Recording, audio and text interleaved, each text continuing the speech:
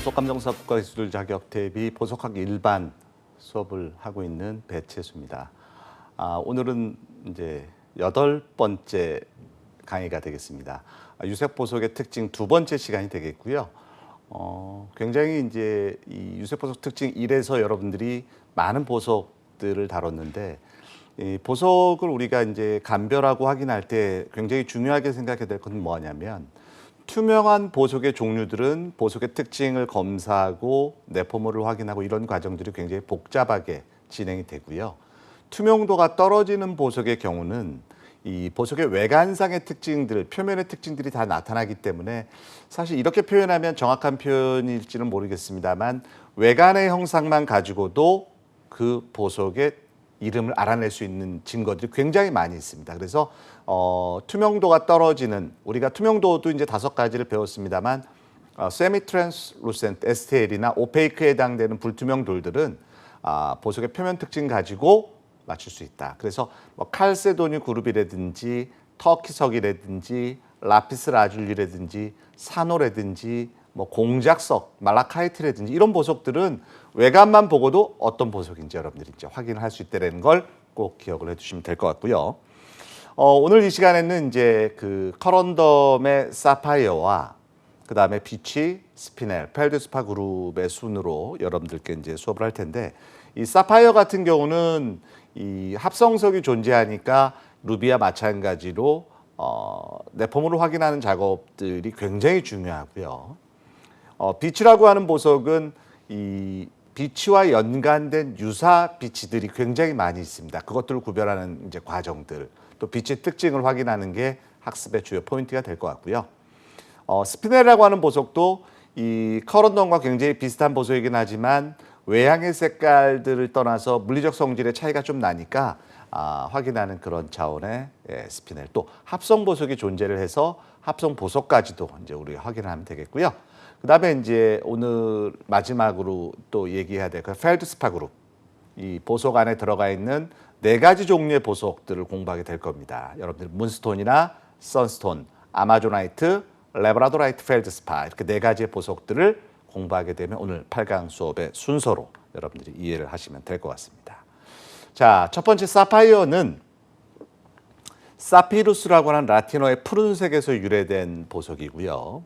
이 적색을 제외한 모든 색깔, 또 색을 가지고 있지 않은 커런덤을 사파이어라고 하자, 제가 이제 강조를 했던 거고요. 지금 푸른 색감이 이제 굉장히 아름답게 여러분들 그 사진에 반지와 목걸이, 귀걸이, 팔찌까지 지금 보고 있습니다.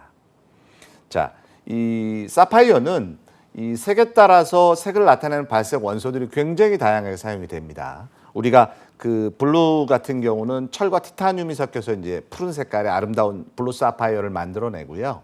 이 옐로우 같은 경우는 이 철 성분이 들어가서 옐로우의 사파이어를. 그래서 여러분들이 지금 사진을 보게 되면 뭐 바이올렛 컬러, 이 오렌지, 그린, 블루 뭐 이런 식으로 아주 다양한.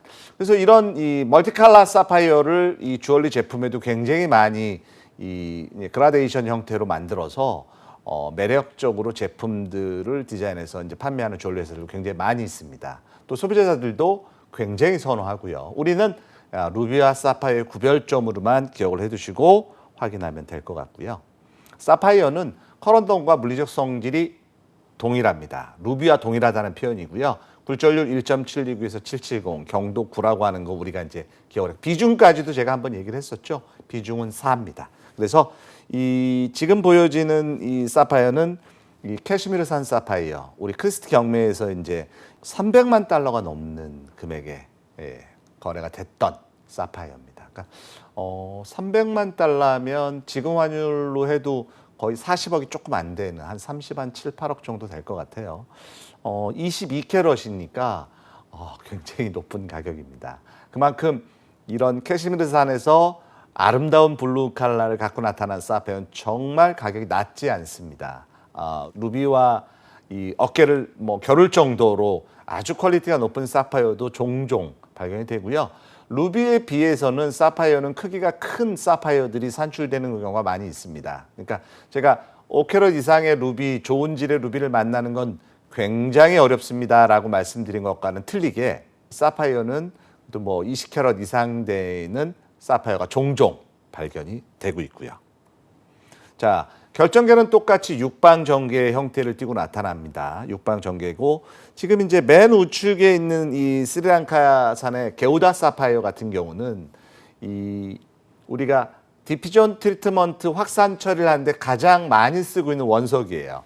그래서 예전에는 이제 스리랑카에서 그 많이 수출을 했었고 주로 어디에서 많이 수입을 했냐면 태국의 보석업자들이 많이 수입해서 확산 처리를 해가지고 부가가치를 높여서 판매를 했던 그런 원석이 되겠습니다. 지금은 이 이제 스리랑카 사람들도 노하우가 생겨서 야 이거 원석 상태로는 수출하지 않을 거야 우리가 해야지라고 해서 직접 하고 이제 수출을 많이 안 하는 그런 형태고요. 원석은 저렇게 육방양추 좀 뾰족한 형태이거나 장주 긴 형태로 산출되는 게 사파이어의 특징이 되겠습니다. 자, 마찬가지로 연마할 때 루비와 똑같이 연마 방향에 따라서 이색성을 가지고 있는 보석이기 때문에 광축 방향을 잘 선택해서 연마를 해야 되고요. 그래야 순수한 청색을 나타낼 수 있다는 겁니다. 왜냐하면 이것 자체의 방향을 틀리게 하게 되면 두 가지의 색깔이 나타나서 자색이 나타나거나 녹색이 나타나거나 뭐 청색이 나타나거나 이색성을 갖고 나타나면 이 사파이어 컬러가 아름답지는 않겠죠. 그래서 이 다색성은 보석을 감별할 때의 어떤 포인트보다는 오히려 보석을 연마할 때 이 다색성 관찰을 많이 합니다. 그래서 그 방향을 피해서 연마하는 게 굉장히 필요한 일이 되겠고요. 자, 명도가 밝은 원석에서는 스톤의 깊이를 깊게 해서 이 얘기는 뭐냐면 우리가 이 엷은 보석일 때에는 보석의 높이를 깊게 하게 되면 그만큼 이 빛이 더 깊게 들어가게 되니까 좀 더 어두워 보이겠죠. 또 보석이 어두운 애들은 샬로우 스톤으로 만들어서 좀 얕게 깎게 되면 조금 더 환하게 보이는 효과를 가질 수가 있습니다. 그래서 사실은 연마된 그 스톤의 상태만 가지고도 이 보석의 원래 투명도가 어떻다, 명도가 어떻다를 유추해 볼 수 있는데 통상적으로 이 유색 보석에서는 상부 크라운과 하부 크라운의 비율이 1대3의 비율을 가장 이상적인 형태라고 얘기를 합니다. 다만 너무 하부 쪽을 깊게 깎게 되면 이 원석은 굉장히 좀 엷은 스톤이었나 보다. 또 1대3의 비율보다 더 얕게 깎게 되면 이 원석은 좀 어두운 스톤이었나 보다. 이렇게 이해할 수 있는 거죠. 이 원반상의 프랙처라고 얘기하는 내포물들이 사파이어에서 주로 잘 나타나고요. 그 다음에 이제 침상 내포물들, 바늘처럼 길게, 그리고 점적인 침상 내포물.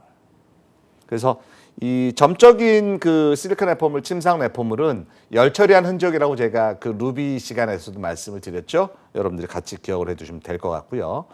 그 다음에 이제 크리스탈 내포물, 결정체 내포물이거나 지문상은 뭐라 그랬죠? 액체 내포물이라고 말씀드렸습니다. 액체 내포물, 그리고 색대. 대신 루비와 틀리게 사파이어에서는 사파이어임을 증명하는 가장 결정적인 검사 방법으로 내포물 검사 이전에 확산광을 이용해서 색대의 유무를 확인하는 것도 아주 좋은 방법이 될 수가 있습니다. 그 색대 유무를 검사하는 방법은 조명에다가 종이를 한 장 깔고 보석을 올려놓고 우리가 쳐다보게 되면, 관찰하게 되면 그 조명을 확산 조명이라고 얘기를 하고요. 그 종이를 깔아놓은 데다가 우리가 샬레 같은 데다 물을 채워놓고 사파이어를 올려놔도 됩니다. 그러면 우리가 이제 치맥 실험이라고 보통 얘기하는데, 그렇게 되게 되면 훨씬 더 그 사파이어의 색대나 내부 조직을 판별하는데 굉장히 유용하게 쓰실 수가 있습니다. 사파이어는, 천연의 사파이어는 직선적인 색대나 각진 색대나 육각진 색대가 나타나게 되면 천연 사파이어입니다.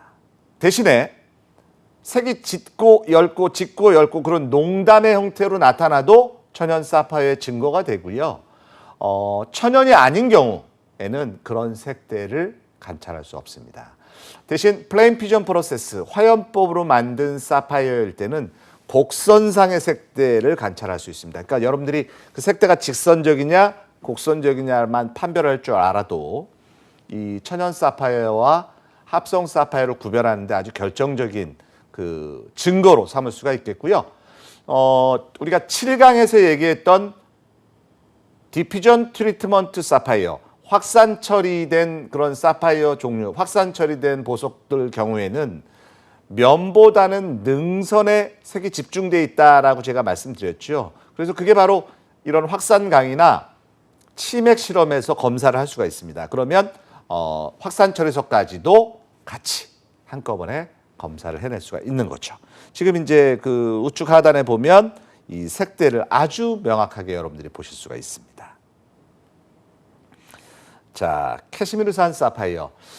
현존하는 사파이어 중에서 가장 좋은 질이다라고 얘기하는 게 과언이 아닐 정도로 히말라야 북부, 인도의 고원 지역에서 나오는 이 캐시미르산 사파이어는 뭐 최고의 질로 평가받았습니다. 지금은 이제 거의 채광이 되고 있지 않고요. 벨벳처럼 부드러운 블루의 느낌을 갖고 있는 사파이어, 대명사로 불러지는 게 바로 캐시미르산 사파이어가 되겠습니다. 색감이 이제 굉장히 이 아름다운 청색의 부드러운 느낌으로 사랑을 받고 있고요. 이 캐시미르산 같은 경우는 이 눈송이 모양처럼 막 결정 내포물들이 보이거나 아니면 벨벳처럼 뭐가 쫙 펼쳐져, 벨벳 여러분들이 이렇게 손으로 쫙 문지르면 그 결 느낌 있죠? 그런 느낌들이 나타나면 우리가 이제 이 캐시미르산 증거다. 뭐 캐시미르에서 잘 볼 수 있다. 아니면 이제 성장의 흔적들. 그러니까 성장의 흔적이 이렇게 꺾여지겠죠. 무조건 각지게 나오는 경우들이 주로 많이 있습니다. 그래서 그런 성장 흔적들이 캐시미르산인데 캐시미르산이라고 얘기하기보다는 천연 사파이어의 증거로도 우리가 이제 알아두시면 좋을 것 같아요. 왜냐하면 이 증거가 나왔다고 해서 100% 캐시미르산이다라고 얘기할 수는 없습니다. 그러니까 그 점을 여러분들이 이해하시면 되겠고요. 미얀마산 같은 경우는 퀄리티가 좋은 경우에는 굉장히 푸른 색깔로 나타납니다. 지금 그림에는 그 크리스트 옥션에서 이 1989년에 65캐럿으로 경매에 나왔던 사파이어입니다. 굉장히 큰 크기죠. 루비는 사실 65캐럿을 만나기는 거의 뭐 어려울 정도입니다만 이 사파이어에서는 이런 큰 크기들이 왕왕 이제 관찰이 되고 있고요. 로열 블루라고 할 정도로 색감이 굉장히 짙게 나타나는 좋은 산지입니다. 미얀마산도 이런 이제 원반상의 균열이 있거나 그 다음에 액체 내포물들 그리고 이 칼사이트 내포물들도 이제 종종 관찰이 됩니다. 이 칼사이트는 그냥 결정의 형태인데 이 칼사이트가 우리 그냥 능면체라고 보통 얘기합니다. 그 여러분들 그 책을 옆에서 보면 측면에서 봤을 때 이렇게 넓직하게 보이죠. 우리가 성냥깍처럼 생긴 형태라고 보통 얘기하는데 칼사이트의 결정이 그렇게 주로 많이 산출이 됩니다. 그래서 이러한 것들이 이제 미얀마산 사파이어에서 나타날 수 있는 내포물들이 되고요. 자, 스리랑카산 사파이어 같은 경우는 사파이어 산지 중에서 지금 현재는 가장 좋은 질의 사파이어를 존칭할 때 스리랑카산 사파이어, 셀론산 사파이어, 실론산 사파이어 이렇게 얘기합니다. 굉장히 뛰어난 투명도에다 채도를 갖고 있고요. 이 티타늄과 철의 배합 비율에서 가장 이상적인 칼라다라고 얘기를 합니다. 그래서 요즘 이 거래가 될 때에는 셀론산이냐 스리랑카산이냐가 굉장히 또 중요하게 여기는 분들도 많아요. 색감의 차이가 좀 미세하게 날 수 있습니다. 근데 대신 이거 캐시미르산 사파이어입니다라고 얘기하면 지금은 이제 체감이 되는 게 아니고요. 예전에 거래됐던 것들 중에서 아직도 세계적으로 국제적으로 거래되는 것들은 일부 있습니다. 그럴 때 이제 캐시미르산이 있고 그걸 제외해 놓고 나면 가장 높은 질의 사파이어를 총칭할 때 스리랑카산 사파이어를 얘기하고 있습니다. 자, 게오다 사파이어는 스리랑카산에서 무색이나 엷은 백색으로 나타나는 그런 백색의 사파이어를 게우다 사파이어라고 얘기를 합니다. 이 게우다 사파이어는 우리가 그 확산 처리를 통해서 아름다운 청색으로 변화시켜서 조금 부가가치를 높이는 그런 재료로도 많이 사용이 되고 있고요. 자, 스리랑카산은 이 침상 내포물이 굉장히 좀 굵게 나타나는 다른 산지에 비해서 스리랑카산은 좀 얇게 나타나는 편이 많습니다. 그래서 가늘고 긴 침상 내포물이 이 스리랑카산의 특징이 되겠고요. 지금 여러분들이 화면에서도 보면 굉장히 얇은, 그러니까 이 침상들 중에서도 상당히 얇은 그런 교차된 침상 내포물이거나 액체 내포물이거나 아니면은 이 즐거운 할로우 내포물이 되거나 아니면 뭐 원반상의 균열이라고 표현하는 이 외관의 형태가 나타나면, 그래서 그 가늘고 긴 침상 내포물이 이 스리랑카산 사파이어에 아주 많이 관찰될 수 있는 내포물들입니다. 그래서 우리가 저번 시간에 공부했던 침상 내포물, 액체 내포물, 고체 내포물 이런 것처럼 사파이어도 거의 그러한 내포물들의 특징들을 가지고 이 진부 판별을 하고 있다는 걸 여러분들이 아시면 좋을 것 같고요. 사파이어는 이 내포물이 너무 많거나 이 어브레이전이라고 하는 건 지금 화면에서 보이게 되는 능선 부분의 마모를 우리가 어브레이전이라고 얘기합니다. 이 다이아몬드에서도 외부 화자로 취급을 해서 다이아몬드 능선들도 같은 다이아몬드끼리 보관했었을 때 이렇게 긁히거나 부딪히면서 면에서 상처가 나게 되면 그런 걸 우리가 이제 스크래치라고 얘기를 하고요. 능선이 마모된 것들을 어브레이전, 표면에 미세하게 찍힌 것들을 피트라고 얘기하는데 다 외부 화자입니다. 그 중에서도 어브레이전 같은 경우는 눈에 굉장히 많이 띄죠. 눈에 많이 띄는 이유가 능선 부분들이 가장 우리 시각적으로 잘 보여지는데 그게 마모가 되게 되면 하얗게 보이잖아요. 그래서 이제 이런 어브레이전이 관찰되거나 아니면 큘리 쪽에 색이 집중돼서 색감이 이 균일하게 보여지지 않을 때에는 사파이어의 가치가 떨어진다. 자, 지금 보시게 되면 첫 번째 그림은 이 하부 쪽이 좀 깊게 깎여서 퍼빌리언, 이런 걸 이제 일명 딥 스톤이라고 보통 얘기합니다. 제가 상부 크라운과 하부의 퍼빌리언의 비율이 1대3의 비율이 좀 이상적이라고 얘기했죠. 지금 육안으로 봐도 크라운과 하부의 비율이 아주 현저히 차이가 많이 나는 걸 보실 수가 있어요. 이런 사파이어는 이제 피하는 게 맞고요. 그 다음에 이제 네이티브 커트. 그러니까 우리가 일반적인 커트의 형태를 띠게 아니고 부정형의 형태로 이렇게 깎인 것들도 감가 요인들입니다. 사파이어는 외관 윤곽의 형상이 오벌로 나타날 때 가장 이상적이라고 얘기해요. 그래서 루비 사파이어는 오벌이거나 라운드로 깎은 커팅을 가장 좋은 이 커팅 형태라고 얘기를 합니다. 대신 그것을 벗어나게 되면 이 가격의 감가가 있을 수도 있다는 걸 여러분들은 기억하시면 좋을 것 같고요. 지금 하부가 이렇게 얇게 되면 샬로우 스톤이라고 얘기하는데 중앙에서 봐도 안에가 허옇게 보여지는 그런 느낌이 있고요. 적당할 때에는 뭔가 이렇게 스톤이 가득 차 있는 그런 느낌이 드는데 하부가 너무 깊게 되면 어때요? 꼭 굉장히 깊은 바다를 보는 듯한 어두운 느낌들이 관찰이 됩니다. 그래서 샬로우 스톤이나 하부가 깊은 딥 스톤들은 피하는 게 좋죠. 왜냐하면 이 기본적으로 이 보석의 색상 투명도가 떨어지는 애들을 이제 보완하기 위해서 깎은 커팅이어서 뭐든지 적당하게 깎는 게 가장 좋은 그런 커팅이 되겠습니다. 자, 스리랑카산 사파이어 같은 경우는 저렇게 이제 좀 얇게 깎거나 윈도우, 그러니까 창문처럼 환하게 보여지는 그런 이제 현상들이 보여지거나 아니면 이 색이 막 뭉쳐서 농담의 형태로 나타나거나. 그러니까 사실 뭐 스리랑카산 사파이어가 아니어도 사파이어의 가치를 평가할 때 이런 것들을 전체적으로 다 같이 본다는 걸 여러분들이 기억을 하시면 좋을 것 같고요. 마다가스카르산은 이 뭐 아프리카 산지긴 합니다만 나름 이 유색 보석이 굉장히 많이 산출되는 그런 산지로 알려져 있고 사파이어도 상당히 많은 질들이 산출이 되고 있습니다. 지금 내포물을 보게 되면 이 침상 내포물들이 서로 굉장히 비슷해요. 마다가스카르산도 굉장히 얇고 긴 교차 침상이고요. 스리랑카산도 얇고 긴 교차 침상물입니다. 일리카카산 사파이어에서도 이 침상 내포물이 나타나는데 사실 이 조금 구부러진 형태로 나타나거나 직선보다 약간 휘어진 그런 느낌들도 이제 관찰되는 경우가 있고요. 대신 이 박편상처럼 입자의 얇은 형태로 나타나는 그런 것들도 일리카카산의 이 특징이라고 보통 얘기하고 있습니다.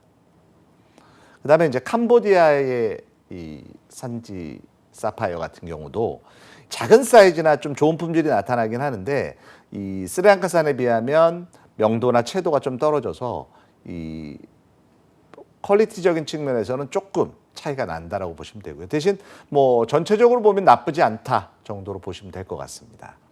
이 내포물은 이 결정 내포물이 균열을 동반해서 나타나는 게 이제 이 캄보디아산 사파이어의 특징 중에 하나가 되고요. 주로 이제 작은 크기지만 좋은 질이기 때문에 이 멜리스톤들, 그러니까 보조석, 사이드 스톤으로 사용할 때 굉장히 많이 씁니다. 왜냐하면 천연의 정말 좋은 보석을 사용하고 사이드 스톤도 색감이나 이런 것들이 일정하고 좋아야 이 밸런스가 맞을 거 아니에요. 그래서 그러한 이제 보조석으로도 많이 쓰이고 있습니다. 그래서 우리가 미얀마산이나 스리랑카산이나 마다가스카르나 태국산 4개 산지를 이제 꼽고 있고요. 이 중에서도 이 스리랑카와 마다가스카르가 좀 이제 퀄리티가 좋은 그런 산지로 이해를 해두시면 될 것 같습니다. 우리가 이제 오스트레일리아 같은 경우도 이 사파이어가 이제 뭐 산출이 됩니다만 좀 명도가 어두운 그런 사파이어들이 많이 있고요. 그래서 블랙 사파이어들도 많이 산출이 됩니다. 작은 크기의 옅은 명도만 거래가 되고 있다는 게 이 오스트레일리아 산지의 특징이다. 그다음에 이제 뭐 나이지리아나 동아프리카나 기타의 산지들이 있습니다. 이런 산지 사파이어들이 전 세계적으로 거래가 되고 있고요. 그 다음에는 뭐 중국, 라오스 정도, 뭐 베트남 정도가 이 사파이어가 산출되는 나라들이라고 이해를 하시면 될 것 같습니다. 나머지 산지들과 같이 놓고 보니까 조금 비교가 됐죠. 여기에서는 이제 그 마다가스카르가 빠져 있습니다. 스리랑카산과 좀 비슷하고요. 굳이 꼽자면 뭐 태국산 정도가 좀 좋은 질일 때, 뭐 그레이 색감을 좀 뺀 블루 계열로 나올 때에는 스리랑카산과 좀 흡사한 컬러들을 가지고 있다.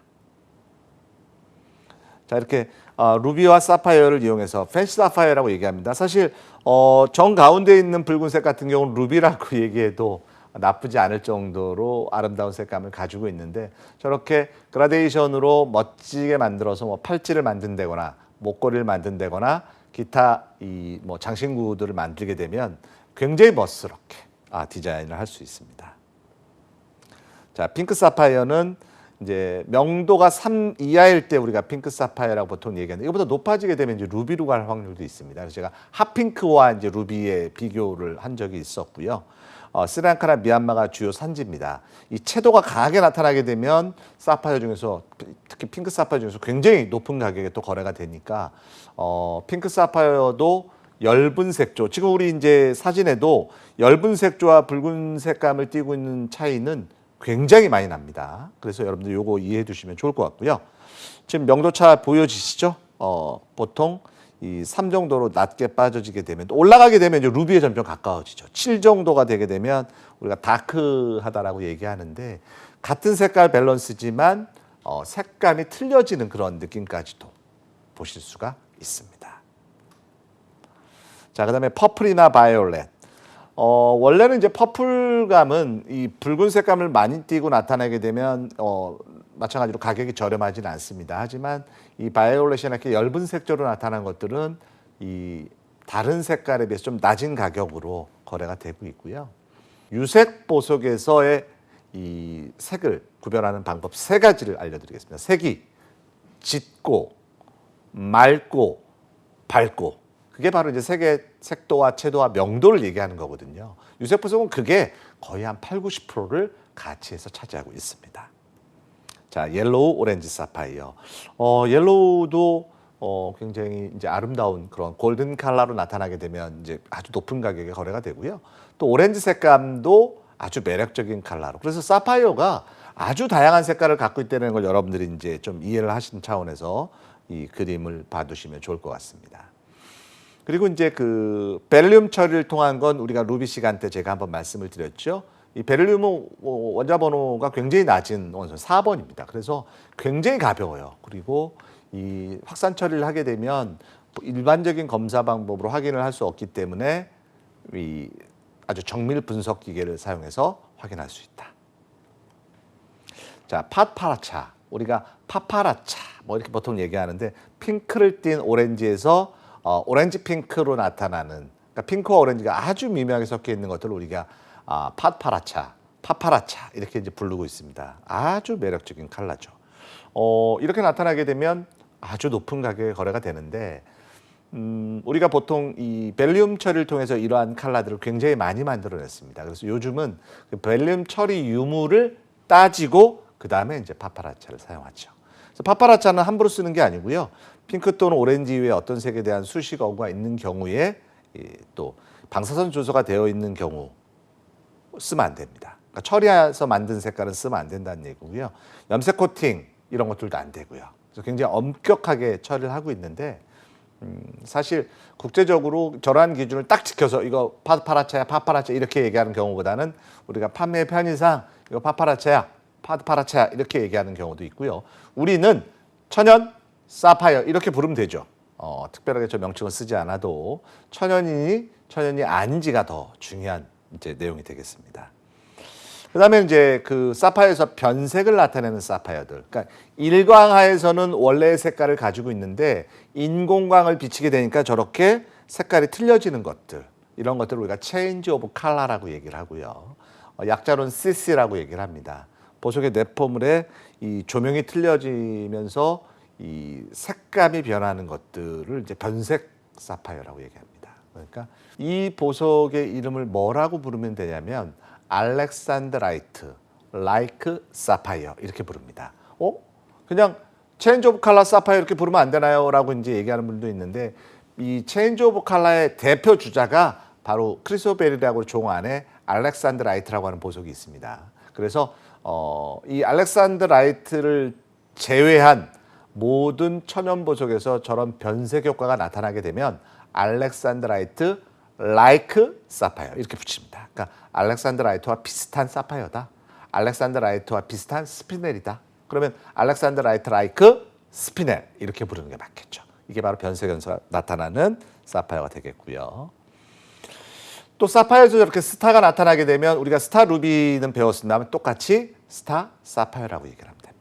대신 이제 스타 사파이어도 요즘은 뭐 표면 확산 처리를 하는 경우도 많이 있고요.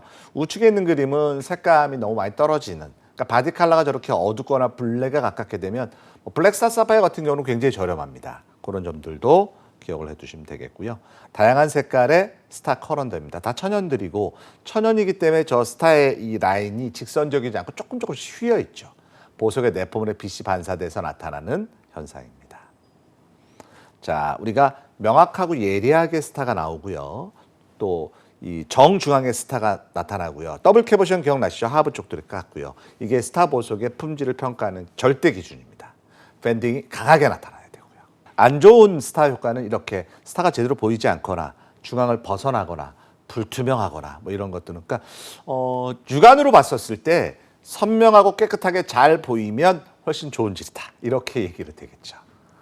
자, 스타 사파이어는 저런 침상 내포물이 가장 많이 나타난 내포물입니다. 저 내포물이 있어야 스타 효과가 나타날 수 있다. 그 다음에는 이제 색상에 따라서 보시게 되면 같은 계열이지만 제일 첫 번째 색깔이 굉장히 명료한 푸른 색깔을 갖고 있고요. 두 번째나 세 번째는 어때요? 약간 녹색 색감, 그리고 투명도의 차이, 그리고 색의 얼룩 같은 것들, 이게 가치가 떨어지는 그런 사파이어들이 되겠습니다. 자, 그 다음에 이제 그 확산 처리.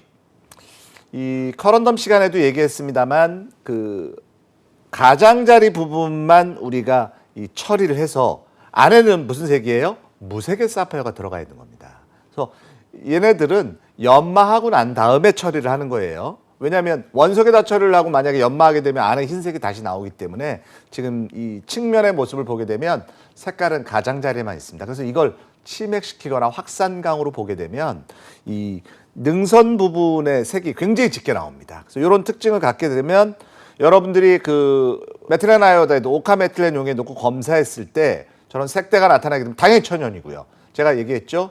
직선적이거나 각지거나 육각졌을 때. 하지만 이 확산 처리 사파이어인 경우는 저렇게 능선 부분에 색이 집중되어 있는 현상, 이렇게 나타나면 결정적인 처리의 특징으로 여러분들이 보시면 되겠습니다.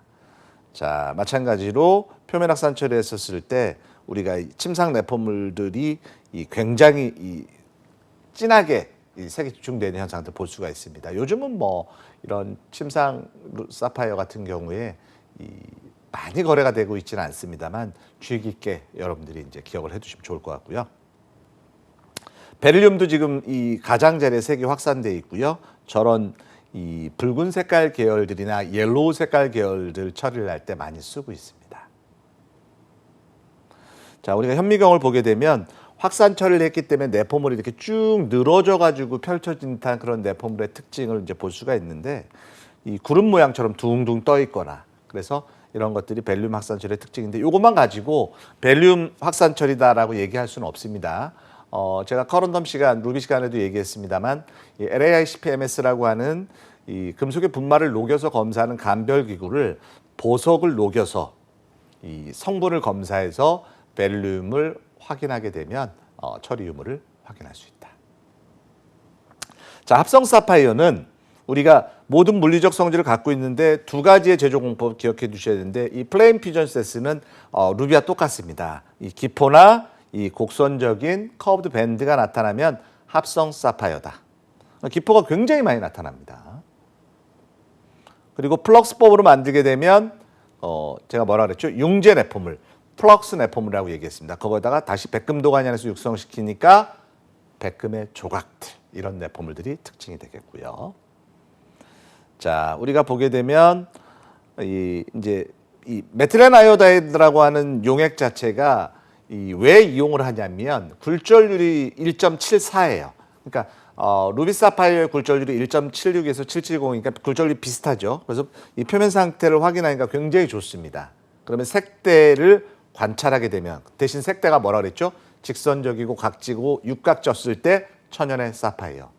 치맥 실험을 통하게 되면 사파이어의 천연 유무와 처리 유무를 확인하는데 아주 결정적으로 쓸 수 있습니다. 대신 이제 우리가 이런 메틸렌 아이오다이드 용액이 없으면 물을 넣고 검사해도 괜찮습니다. 합성 변색 사파이어에서는 우리가 그 변색이 일어나는 현상은 똑같지만 오리진 자체가 이제 합성으로 만들어냈다는 과정인데 명칭으로 얘기하면 그렇습니다.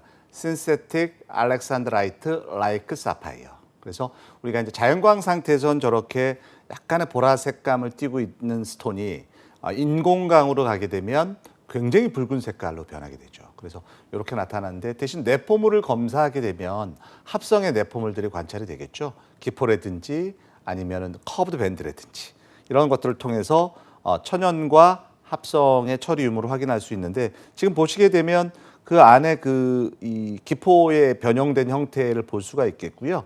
일광화에서는 이제 이 약간의 이 바이올렛 컬러 또는 청색감을 나타내고 대신 인공광으로 가게 되면 붉은 색감을 띌 때 이제 우리가 변색 효과가 나타난다고 얘기하거든요. 그래서 내포물과 변색 효과 유무를 확인하시면 될 것 같습니다. 자, 다음은 이제 이 비취라고 하는 보석. 비취는 우리가 그 제이다이트라고 하는 영문명을 갖고 있고요. 이 제이다이트 이전에 제이드라고 하는 옥이 바로 빛의 대명사처럼 불려졌습니다. 다만 이 제이드라고 하는 이 옥 안에는 제이다이트와 네프라이트 두 개로 나뉘게 되고요. 그 제이다이트가 바로 우리가 알고 있는 빛이, 네프라이트라고 하는 게 우리가 알고 있는 옥이라고 여러분들이 이해하시면 되는데 녹색의 보석 중에서 에메랄드와 같이 가장 이 가치를 인정받고 있는 그런 대표 보석이 됩니다. 붉을 비, 푸를 치자를 써서 비취라고 얘기하는데 어떤 분들은 비취 그러면 녹색만 있는 걸로 이제 오해를 하세요. 사실은 붉은 색감 드물게 나타날 수 있고요. 그 다음에 바이올렛 컬러처럼 나타나는 라벤더 제이다이트도 있고요. 또 옐로우 색감을 띠는 것들도 있고요. 굉장히 다양한 색깔로 나타나고 있습니다. 하지만 녹색의 비취가 가장 대표적인 컬러라는 거. 자, 에메랄드와 같이 5월의 탄생소로 같이 사용을 하는데 이 내부에 그 아주 미세하게 엉켜져 있는 천연의 섬유상 조직 때문에 굉장히 단단한 그런 성질을 갖고 있어서 우리가 터프니스, 인성, 충격이나 압력에 대한 저항도는 최고인 보석이 바로 비취가 되겠습니다. 물론 네프라이트라고 하는 연옥도 비취와 거의 똑같은 그런 이 인성을 갖고 있는 보석이 되고요. 그러니까 잘 안 깨지죠. 그래서 저렇게 가락지의 형태로 돌을 깎을 수 있는 거예요, 보석을. 다른 보석들은 저렇게 가락지의 형태로 깎게 되면 외부의 충격을 받았을 때 깨지는 경우가 많이 있습니다. 대신에 여러분들이 그 우리나라나 중국이나 동양권에서 이 아주 귀한 집, 귀족들이나 양반집에서 저런 이제 쌍지, 쌍가락지들 많이 옷가락지라고 얘기하죠. 많이 이제 부인들이 이제 착용하고 이 신분을 나타내는 그런 상징으로 썼는데 바닥에 떨어뜨려도 거의 안 깨졌다고 그래요. 왜냐하면 이 보석 자체가 워낙 강해서 외부의 충격에 견디는 힘이 다른 어떤 보석보다도 압도적이라고 얘기하고요. 저의 경험으로도 이 빛이 원석 가지고 제가 이렇게 이 못질을 했던 경우도 있습니다. 그 정도로, 그러니까 못을 벽에다 이렇게 두드릴 때 망치가 없어서 빛이 원석으로 제가 이제 해본 경험이 있는데 전혀 그 정도로 단단합니다. 그만큼의 인성을 갖고 있는 보석이 바로 제이다이트와 네프라이트다. 대신에 우리가 이제 알아둬야 될 건 이 빛에서는 이 천연 빛을 A 타입이라고 얘기를 하고요. 이 B 타입 빛을 우리가 수지 처리 침투 빛이라고 얘기합니다.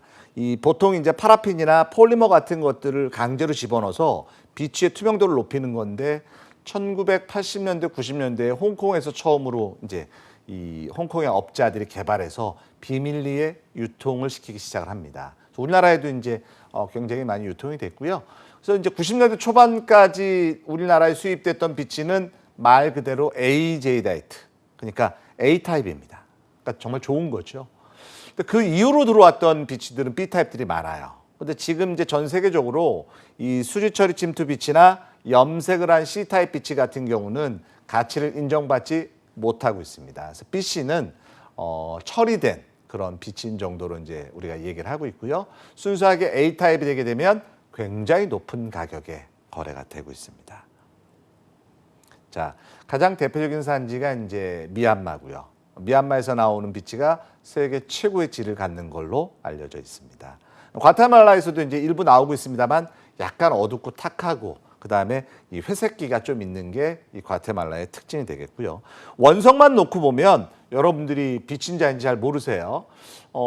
정확하게 연마되지 않은 원석의 형태는 어떻게 보이냐면 감자의 표면처럼 보입니다. 그런 갈색을 띠고 있어서 내가 이 보석의 내부를 확인하기 위해서 자르지 않고는, 표면에 이 문지르지 않고는 내부를 볼 수 없습니다. 그러니까 빛이 원석을 거래하는 건 그만큼 위험성이 내포되어 있다. 이 오렌지 필이라고 하는 게 뭐냐면 여러분들 페인트 칠한 부분에 일부 페인트가 떨어져 나가게 되면 얇은 층이 생기죠. 그걸 이제 박층이라고 얘기를 합니다. 이런 박층 표면이거나 보석 내부에 저런 이 입상 조직들, 덩어리 구조가 보이거나 섬유상처럼 막 엉켜 있거나 이게 빛이 내포물의 가장 큰 특징이에요. 특히 이제 이런 박층 표면은 우리가 낙하강, 두상 조명으로 관찰해야 됩니다. 그래서 표면에 저렇게 떨어져 나간 흔적들, 또 막 엉켜 있는 섬유상 조직은 천연 빛을 확인해 주는 결정적인 증거가 되고요. 스펙트럼을 보게 되면 이 여러분들 그림 좌측 적색 부분에 630, 65, 690의 이 세 줄의 크롬 라인이 관찰되고요. 또 437 나노미터의 비치 라인이라고 하는 스펙트럼이 보입니다만 437은 잘 안 보이세요. 왜냐하면 이 저쪽 보라색 계열 쪽은 관찰하기가 좀 어려울 수는 있습니다. 그래서 437, 630, 65, 690의 흡수선이 나타나는 게 천연빛의 증거다. 대신 이제 비치의 모조석 종류 중에서 마우시시스라고 하는 그런 이제 유사 보석도 있고요. 근데 좀 어둡고 검은색 반점이 보여서 외관적으로 좀 확인이 되고요. 또 인조유리로 만든 메타제이드, 메다비치라고 하는 게 있는데 꼭 나뭇잎의 연맥 구조가 나타나서 현미경만 보면 알아낼 수는 있습니다. 색깔은 녹색이에요. 대신 인조유리로 만든 거니까 물리적 성질이 틀려서 여러분들이 굴절률만 측정해도 알아낼 수 있습니다. 왜냐하면 천연비치는 굴절률이 약 1.66 정도 돼요. 스퍼트법으로 확인이 가능한 내용들이 되고요. 그다음에 이제 서펜틴이나 크리소프레이즈. 크리소프레이즈는 칼세도니에 들어가는 보석이죠. 서펜틴은 우리가 사문석이라고 얘기하는 우리나라 부여지방에서 산출되는, 그래서 일명 궁중옥이라고 불려졌던 그런 보석이 되겠습니다. 그리고 이제 아이도크레이즈나 또는 하이드로그로실라 가닉 같은 경우도 투명도가 떨어질 때 예전에 비치의 유사석으로 썼다. 다 우리가 배워야 되는 보석들인데 하이드로그로실라 가닉 같은 경우는 녹색이긴 하지만 좀 엷은 색깔이고요. 마찬가지로 검은색 반점들이 있어서 굴절률이 또 완전히 틀립니다. 얘는 1.74가 넘는 범위니까 1.66과 차이가 많이 나겠죠. 아이도크레이지 같은 경우는 뭐 훨씬 더 높습니다. 굴절률이 또 1.713 정도 되니까 1.71 정도 약. 그래서 66과 차이가 많이 나기 때문에 외관은 조금 비슷할지 몰라도 검사를 하게 되면 쉽게 판별할 수 있다. 그 다음에 이제 네프라이트, 연옥. 이 네프라이트는 굴절률이 약 1.61 정도 되고요. 염색 녹색 칼세도니 같은 경우는 굴절률이 1.53이니까 사실 굴절률만 재도 비취의 1.66과 구별이 되고요. 외양도 약간 좀 차이가 납니다. 대신 같은 녹색의 계열이어서 항상 제이다이트, 네프라이트, 염색 녹색 칼세도니, 서펜틴 이런 보석들을 여러분들이 같이 머릿속에 그려놓으시게 되면 조금 쉽게 구별을 할 수가 있습니다. 염색 녹색 제이다이트는 녹색의 유기물질입니다. 레오자펌이라고 하는 유기물질을 강제적으로 투입시켜서 아름다운 녹색으로 만들어내는데 이 아까 스펙트럼에서 630, 65, 690의 세 줄의 흡수선은 천연에서 나타나는 거고요. 이 색소 침투 흔적을 이렇게 화면에서 색이 집중되어 있는 것들을 관찰할 수 있지만 섬유상 조직과 구별하는 게 어려울 수 있으니까 우리가 분광기 스펙트럼에 저렇게 굵게 밴드로 나타나게 되면 염색한 흔적으로 찾아낼 수 있습니다. 아주 결정적인 검사 방법이 되죠. 자, 그다음에 이제 스피넬. 이 스피넬은 커런덤과 굉장히 비슷한, 그래서 일명 커런덤 2군이다. 뭐 스피넬이라고 하는 보석이 들으면 기분 나쁠 수는 있습니다. 하지만 이 커런덤은 Al2O3가 이제 화학 성분이고요. 여기에 산화 마그네슘이 결합되게 되면 스피넬의 화학 조성이 됩니다. 이건 무슨 얘기냐면 이 커런덤 광산에서 산화 마그네슘이 결합되면서 스피넬이라고 하는 보석이 산출될 수 있어서 이 왕왕 커런덤 광산에서 스피넬로 이 보석들이 이제 확인되는 경우들이 있습니다. 대표적인 게 이제 영국 여왕 왕관에 있는 흑태자 루비가 되겠죠. 애초에 그 루비 광산에서 발견이 돼서 흑태자 루비라고 하는 별칭을 갖고 있었는데 보석학이 발달하면서 검사해 보니까 스피넬로 밝혀진 겁니다. 천연 스피넬과 합성 스피넬이 존재를 하고 있고요. 대신 이제 재밌는 건 대부분의 합성 보석들은 천연과 물리적 성질이 동일합니다. 그러니까 천연 루비 그러면 1.762에서 1.770 같은 굴절률을 갖고 있고 합성 루비도 1.76에서 1.770. 내포물을 보지 않으면 천연 합성 루비를 확인할 수 없는데 스피넬은 굴절률이 차이가 나요. 그래서 좀 쉽게 구별할 수 있죠. 천연 스피넬은 1.718, 합성 스피넬은 1.728. 그러니까 굉장히 쉽게, 그리고 이제 거기에다가 내포물의 차이까지도 구별을 할 수가 있습니다. 그리고 이제 스피넬도 사파이어와 마찬가지로 굉장히 다양한 색깔이 산출이 되고요. 천연인 경우는 1.718의 굴절률을 가지고 있다. 그 다음에 이제 스피넬 산지는 커런덤 산지와 다 중복이 됩니다. 탄자니아, 스리랑카, 미얀마. 색깔도 보시게 되면 거의 뭐 적색부터 핑크색 계열, 또 청색, 바이올렛 계열까지 다양한 컬러로 산출이 되고 있고요. 다만 이 적색 스피넬은 굉장히 드물게 산출이 됩니다. 아마도 이 산화 마그네슘과 크롬이 만나는 것 자체가 이제 굉장히 좀 어려운 그런 화학적 구조의 원인이 있다라고 얘기를 하는데, 저도 이제 합성 스피넬과 천연 스피넬을 구별하면서 천연의 적색 스피넬은 생각보다 많이 보지는 못했습니다. 있긴 있습니다. 다만 조금 희귀하게 산출된다. 그리고 이제 이런 블루 계열, 뭐 레드 계열, 모곡이나 탄자니아 뭐 이런 것들이 스피넬인데, 굴절률이 1.718이니까 이 낮지 않은 굴절률에서 광택 자체도 뛰어나고요. 다만 루비보다 낮아서 워낙 막강한 적색과 청색의 1군 루비 사파이어가 있다 보니까 이 스피넬은 비운의 2군 뭐 이런 표현을 해도 맞을런지 모르겠습니다만 색깔이 나쁘지 않음에도 워낙 막강한 컬러로 사랑받고 있는 보석이 있어서 일반 사람들이 스피넬이라고 하는 보석은 잘 기억을 못하는 경우가 많이 있습니다. 스피넬 내포물들은 이런 액체 내포물이나 결정체 그리고 침상 내포물이 가장 많이 나타나는 그런 내포물이 되겠고요. 이 마찬가지로 이 스타 스피넬, 에스테리즘 효과를 나타내는 스피넬이 존재합니다. 이렇게 되면 우리가 스타 스피넬 이렇게 부르면 되고요. 우리가 이제 스타 루비나 스타 사파이어 마찬가지로 스피넬에서도 저런 스타 현상이 나타나고 이 내포물의 침상 내포물에 반사되는 겁니다. 그래서 거의 갖고 있는 내포물이 커런덤과 흡사한 그런 내포물들을 가지고 있습니다. 또 변색 효과, 이건 이제 알렉산더 라이트, 라이크 스피넬 이러면 되겠죠. 일강화에서는 저렇게 약간 바이올렛 컬러, 그 다음에 이제 이 백열등, 인공강화에서는 좀 붉은색. 대신 차이가 아주 명확하지 않아요. 조금 이 연하게 변하는 경우도 일부 있을 수가 있겠습니다. 합성 스피넬은 청색 코발트로 이제 성분을 집어넣어서 만든 청색 스피넬이 있고요. 우리가 이제 편광기에서 아마 ADR, 어너머러스 더블 리플렉션이라고 하는 이상 복굴절 현상의 가장 대표적인 게 바로 이게 합성 스피넬입니다. 그래서 편광기 위에다 올려놓고 검사하게 되면 저렇게 크로스 해치, 검은색의 줄무늬가 막 움직이는 그런 현상을 볼 수 있고요. 또 하나는 이 자외선 검사를 하게 되면 저렇게 초키블루나 붉은색의 형광을 띠고 나타나게 되면 합성 스피넬의 결정적인 특징이다. 이렇게 얘기합니다. 그래서 이런 거 가지고도 이제 확인이 가능하고요. 또 합성 변색 스피넬도 있습니다. 이건 내포물 보면 확인 가능하니까 여러분들이 쉽게 검사할 수 있죠. 자, 마찬가지로 녹색과 약간 붉은 색감의 차이를 보실 수가 있습니다. 자, 그리고 이제 이번 시간의 마지막 보석이 바로 이 펠드스파 그룹입니다. 우리가 장석군이라고 얘기를 하는데 4개의 보석을 여러분들이 이제 기억을 해두시면 되는데 뭐 사실 이 펠드스파 그룹은 크게 2가지로 나눴다가 다시 또 4가지로 나누게 되고요. 이걸 다시 보석 종류로 얘기하게 되면 4가지가 나타납니다. 여러분들은 일단 보석의 이름으로 정확하게 좀 기억을 해두시면 좋을 것 같은데 첫 번째가 바로 이제 선스톤, 그리고 문스톤, 레브라도라이트, 아마조나이트 이렇게 4가지의 보석이고요.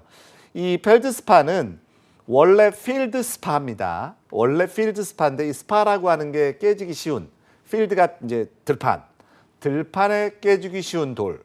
그러니까 결국은 이 보석들 4가지는 이 벽개석이나 깨지기 쉬운 그런 구조를 갖고 있습니다. 주로 이제 정장석이나 조장석, 뭐 사장석 이런 애들이 막 같이 결합되면서 패스츄리 빵 생각하시면 돼요. 그런 구조들로 돼 있다 보니까 내부 조직이 바스러지기 쉬운 구조들을 가지고 있고요.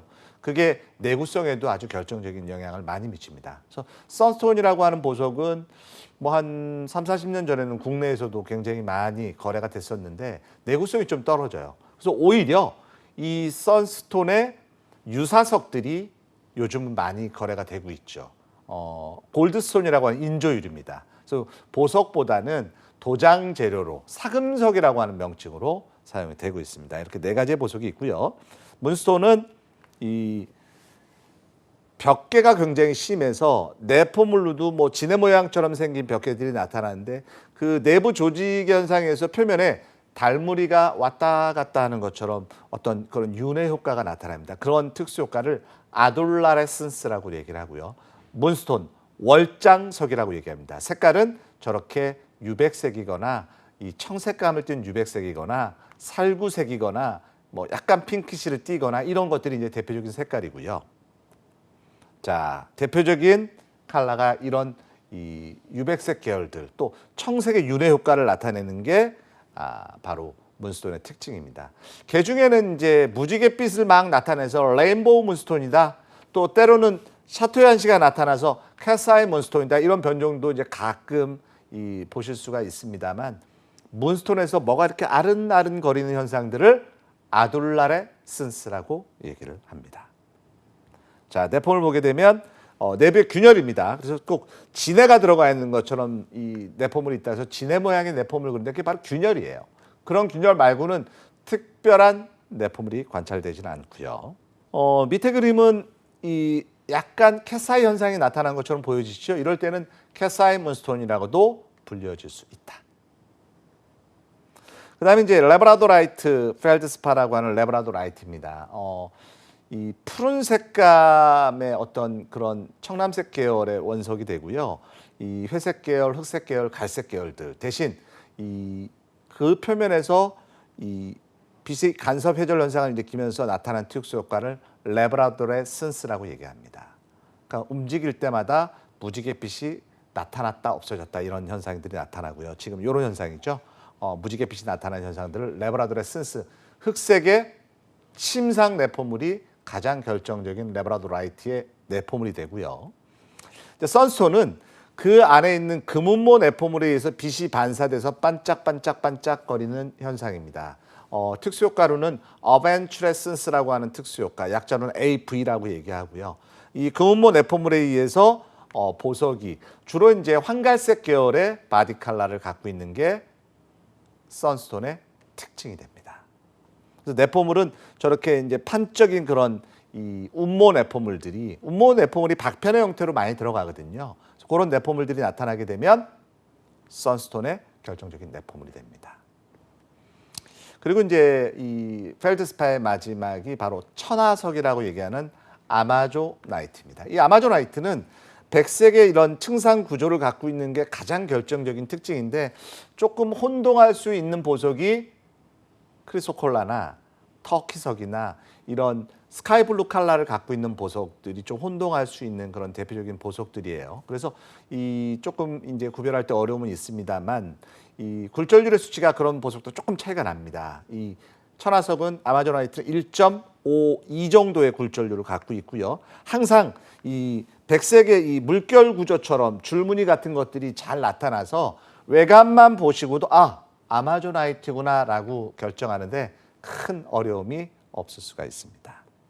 그래서 여러분들이 그 이제 이 펠드스파 그룹까지 해서 이 보석들을 했고요.